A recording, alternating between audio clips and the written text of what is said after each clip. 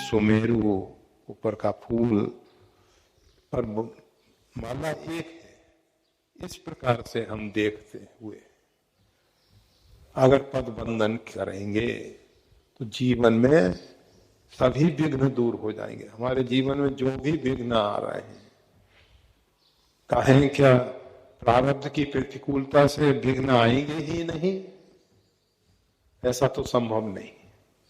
अवश्य में भोक्तव्य, कर्म का फल तो भोगना ही पड़ता है। बड़े बड़े ज्ञानी महापुरुषों को भोगना पड़ा है, सभी को भोगना पड़ता है। ज्ञानाग्नि दग्ध कर्माणा, ज्ञानाग्नि जो कर्मों को दग्ध करती है वो केवल संचित और क्रियमान दो प्रकार के कर्मों को दग्ध करती है, प्रारब्ध को नहीं। प्रारब्ध तो अवश्य में भोक्तव्य, भोगना ही होगा। जिस प्रारब्ध पे ये शरीर खड़ा है वो पहले धनुष और बाण की बात की जाती थी। एक तरकस में रखे हुए बाण है, एक धनुष में चढ़ा हुआ बाण है, एक छूटा हुआ बाण है। जो तरकस में बाण है उसको रोका जा सकता है, जो धनुष पे चढ़ा हुआ बाण है उसको रोका जा सकता है, परंतु जो छूटा हुआ बाण है वो तो लक्ष्य भेद करेगा ही।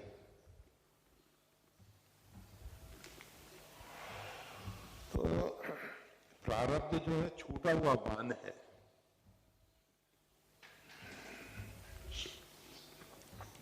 वो तो अपने लक्ष्य तक पहुंचेगा ही।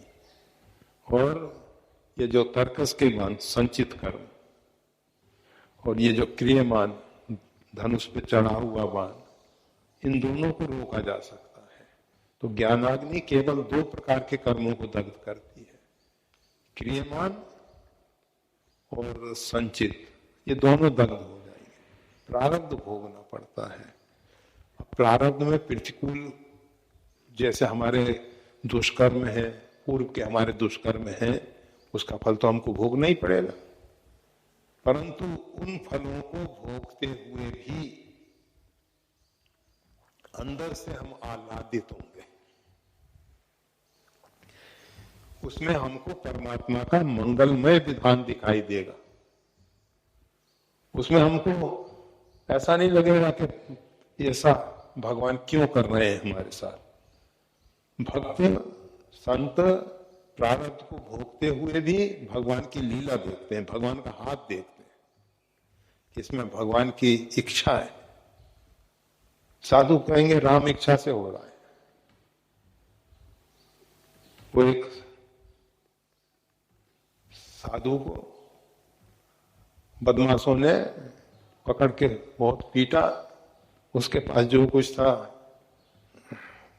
तो छीन लिया, मूर्छित हो गए, हॉस्पिटल में ले गए उनको, मूर्छा जागी। डॉक्टर ने पूछा क्या हुआ बाबा जी आपके साथ? कहा राम इच्छा से जंगल में चले जा रहे थे, तो राम इच्छा से कुछ राम जी आ गए और कुछ राम जी ने खूब मरम्मत की, तो राम इच्छा से हम मूर्छित हो गए। तो फिर राम इच्छा से हमको कहाँ ले गए वो हमें तो मालूम नहीं है, परंतु राम इच्छा से अभी आनंद है। सब राम इच्छा से ही होता है। राम जी के अतिरिक्त करने वाला कौन है? राम ही करता, राम ही भरता। राम जी पूर्ण ब्रह्म है, राम जी करने वाले हैं, राम जी भोगने वाले हैं, सब राम ही है। तो नासई विघ्न अनेक में हमारे जो प्रतिकूल कर्म हैं उनको भोगते हुए भी हमको उसमें राम जी का हाथ दिखाई देगा। हमको ऐसा नहीं लगेगा कि हम को किसी दूसरे व्यक्ति ने मारा है। राम जी आ गए, राम जी ने ऐसी मरम्मत कर दी, उनकी इच्छा राम इच्छा से हो गया, सब राम इच्छा से ही हो रहा है, दूसरा नहीं दिखाई देता। जो हुआ है, हो रहा है, होगा, उसमें सब राम इच्छा ही कार्य कर रही है। तो नासई विघ्न अनेक में वो विघ्न कौन से नष्ट होते हैं, मतलब रूपांतरित हो जाता है। विघ्न हमको विघ्न के रूप में दिखाई ही नहीं देते हैं, और उसका परिणाम भी मंगलकारी कल्याणकारी ही होता है।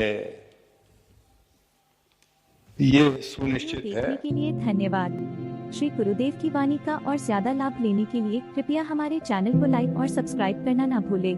चैनल का लिंक डिस्क्रिप्शन बॉक्स में उपलब्ध है। जय श्री राम।